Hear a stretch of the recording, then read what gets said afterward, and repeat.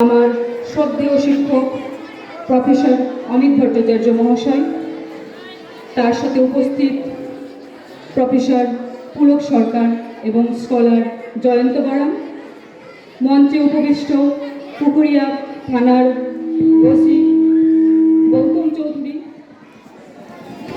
মঞ্চে উপবিষ্ট ডিসিপিও শুভেন্দু শেখর জানা, মঞ্চে উপবিষ্ট Umesh Bhagat sir, inspector in-charge 70 battalion,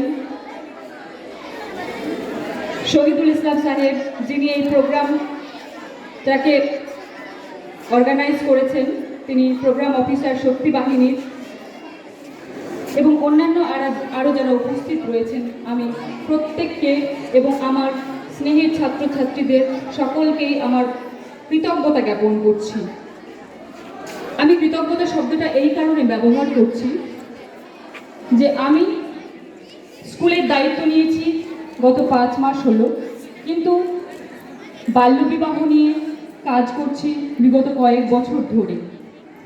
এই স্কুলের দায়িত্বে যে আমি এসেছি, আমার প্রিয় সহকর্মীরা তারা চেয়েছেন, তাদের সাথে আমিও চেয়েছি, এই প্রত্যন্ত পিছিয়ে পড়া এলাকাটাকে আমরা একটা উন্নতির, শিক্ষার একটা সুন্দর জায়গায় উন্নীত করতে চাইছি।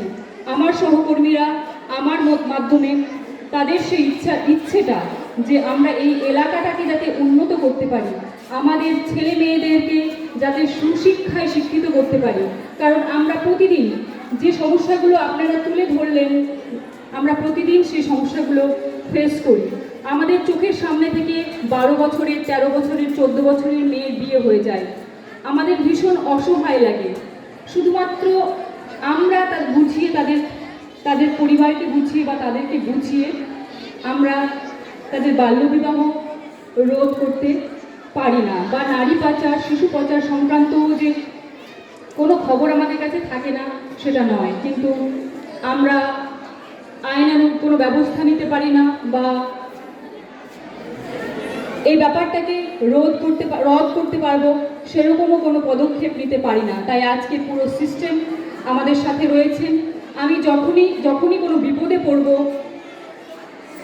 শিশুদের সুরক্ষা নিয়ে, তাদের পড়াশোনা নিয়ে আমি প্রত্যেকটা সময় আপনাদের কাছে যাব এবং আপনাদের কাছে সহযোগিতা সবসময় কামনা করব। প্রত্যেককে আবারও অনেক ধন্যবাদ জানিয়ে আমার সংক্ষিপ্ত বক্তব্য শেষ করছি, কারণ আজকে জুম্মাবার, এক্ষুনি আজান হবে, আমাদের ছেলেরা, টিচাররা নামাজের জন্য বেরিয়ে পড়বেন, আর সকাল থেকে ছেলেমেয়েরা বসে আছে, ওদেরও খিদে পেয়েছে। তাই আজকে এখানেই শেষ করছি। আবারও সকলকে অসংখ্য ধন্যবাদ।